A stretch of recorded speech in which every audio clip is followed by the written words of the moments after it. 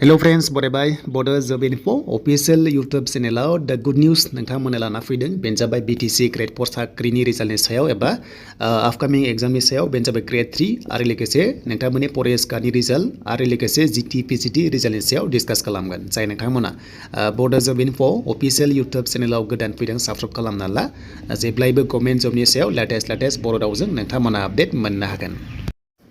सो दायो जों थांबाय अफिशियेल साइटआव आरो बेनो जाबाय BUनि अफिशियेल साइट दा लिंकआ दङ डिसक्रिप्शनाव नोंथांमोना चेक खालामनो दाबाव आरो बेयाव रिसेन्टलि एग्जाम कन्डाक्ट खालामदोंमोन बेनो जाबाय GT PGT आरो लोगोसे फरेस्ट गार्डनि दा BUआहाय माने एग्जाम कन्डाक्ट खालामगोन नेक्स्ट लेभेलावबो अपकमिं ग्रेड 3 एग्जामा अके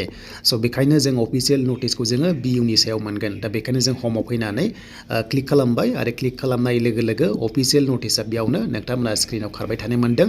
बेनो जाबाय टेटनि सायाव GT PGT result finalist on the way जागासिनो दङ अपकमिं रिजाल्टआ बेयावनो रिलिज खालामनो मोनसिगोन अफिशियेल साइटआव प्लास फेब्रुवारि नोंथांमोना बे मान्थआवनो एग्जामनि रिजाल्टआ चान्सआ दङ फेब्रुवारि दानाव अके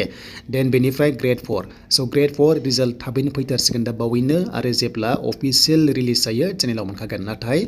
फेब्रुवारि लास्ट उइकआव चान्सआ दङ GT PGT रिजाल्टआबो फेब्रुवारि दानाव चान्सआ दङ देन बेनिफ्राय ग्रेड 4आ मानो रिजाल्ट होसिगोन होनोबा मोनसे पजिटिभ आपडेट दङ बेनो जाबाय लिंकखौ बोखारबाय दा फरेस्टनि रिजाल्टआबो बेयावनो फैगोन बड'लेण्ड इउनिभार्सिटिनि अफिशियेल साइटआव मानोना बिथांमोना एग्जाम कन्डाक्ट खालामदों नालाय दा बावैनो बेयाव अफिशियेल नटिस फैथारसिगोन नै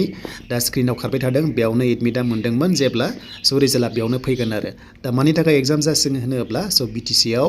गोबां ग्रेड 3 आरो लोगोसे WCDनि एग्जाम जाबावनांगौ दङ माने टाइमा बारा गैला एग्जाम जाथारनांसिगोन बाथ्रा जाबाय इलेक्सनखौहाय बिथांमोना ओरैनो नर्मेलि डिक्लेयार खालामबाय अफिशियेलि डेट गैयाबाबो नाथाय सेप्तेम्बराव इलेक्सन जागोन होननानै बिथांमोना फोसावबाय अके स' बेखायनो BTCनि इलेक्सना सेप्तेम्बराव जायोबा बिथांमोना हमना ला सेप्तेम्बराव इलेक्सन जागोन ना अब्ला स' बिनि सिगां माखासे MCC नाङो अब्ला इन्टारभिउ कन्डाक्ट खालामनो हाया स' बेखायनो सेप्तेम्बराव इलेक्सन जागोन नालाय नैबे MCC नांनाय लोगो लोगो दा हमना ला 15 आगस्टनि उनावनो MCC नाङोबा स' बिथांमोना